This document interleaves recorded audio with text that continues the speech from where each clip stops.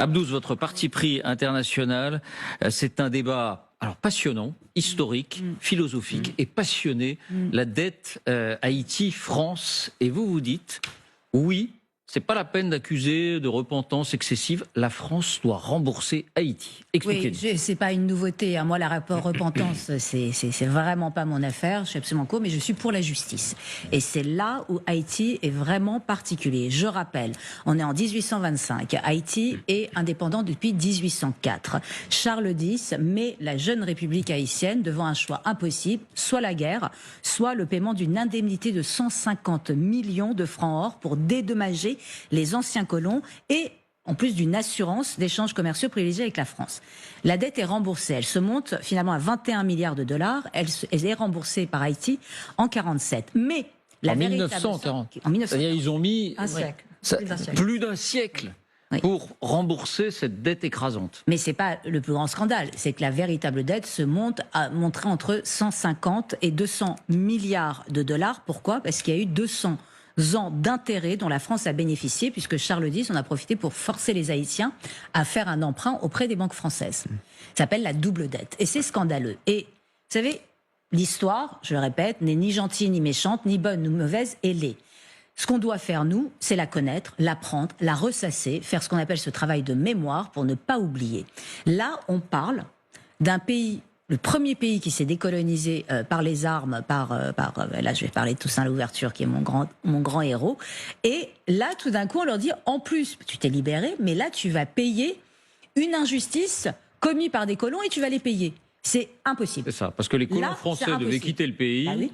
Donc et c'est eux qui vous allez payer une certaine somme. Ils ont asservi les hommes et la terre. Et en plus, on les paye pour les remercier de ça. Donc, c'est pas possible. Donc, il faut la rembourser. Il faut voir les modalités. Et c'est pour ça que je suis, voilà, c'est intellectuellement les procès de l'histoire avec nos idées d'aujourd'hui. Je suis absolument contre. Là, c'est pas de la repentance, c'est de la justice. Et il faut toujours être du côté de la justice. Cela étant dit, les Américains aussi doivent rembourser la dette qu'ils doivent à Haïti parce qu'ils ont piqué dans la caisse en 1914. Un groupe de soldats américains envahit l'île. Et qu'est-ce qu'ils font ? Ils vont à la Banque d'Haïti. Ils prennent 500 000 dollars dans la caisse et ensuite l'armée s'installe, l'armée américaine met en esclavage Haïti et gère les finances jusqu'en 1947. Donc ça aussi, je pense qu'il y a remboursement qui doit avoir parce que Haïti a remboursé la dette. Mais donc Emmanuel Macron rouvre ce chantier aujourd'hui. Non, il rouvre le chantier, machin. Alors pareil, les commissions, les trucs. Le remboursement, c'est en pointillé. Mais vous dites il faudra rembourser, oui, même si c'était il y a 200 ans. Mais j'ai 2 mais. Le 1er mai, c'est qu'on devrait profiter de ça avant tout pour ne pas tomber dans le piège de la victimisation. Et ça, c'est quelque chose auquel je tiens. Haïti n'est pas une victime. Haïti, c'est Toussaint Louverture. Toussaint Louverture, qui est un esclave affranchi, propriétaire et éduqué, qui en 1791 prend la tête des esclaves. Et au nom de quoi il fait ça ? Au nom de la Révolution française. Oui. Il lit la Déclaration des droits de l'homme, il fait « mais ça parle de moi, là ». Si Toussaint Louverture ne s'était pas approprié la Révolution française, l'universalité des droits de l'homme, l'universalité de la Révolution française n'existerait pas. Donc c'est pas juste Haïti qui lui aide beaucoup, c'est la France dans son humanisme. C'est parce que Toussaint Louverture s'est approprié cette révolution qu'elle est devenue universelle. Je vous passe la trahison, 1802, Napoléon Bonaparte qui l'emprisonne, 1803 sa mort en prison entouré de neige sublime dans Cahiers d'un retour natal d'Aimé Césaire, la mort de Toussaint Louverture entouré de tout ce blanc Enfin, moi, je trouve ça tragique. Il n'aura jamais vu l'indépendance du pays qui intervient en 1804. Mais si on doit impérativement en prendre Toussaint Louverture juste parce que c'est un grand homme et qu'il a universalisé les droits de l'homme et qu'il a fait la première guerre de décolonisation, il faut aussi apprendre qu'en 1804, tous les citoyens blancs, ça veut dire 5000 personnes à Haïti, femmes et enfants compris, ont été massacrés. Consciencieusement, sauf les prêtres, les médecins et les officiers polonais déserteurs de l'armée française.